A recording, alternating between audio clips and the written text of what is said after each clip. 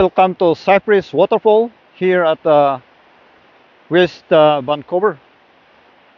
So look at that, it's a very nice waterfall. So I have here my camera set up,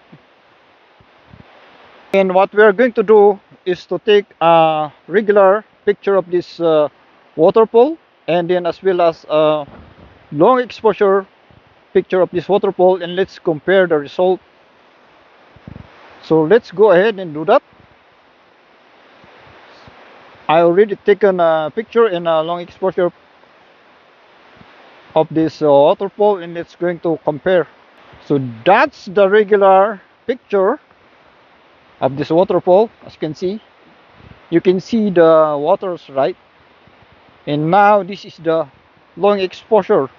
Look at that, the water was smoothed out. Now it's become more dramatic.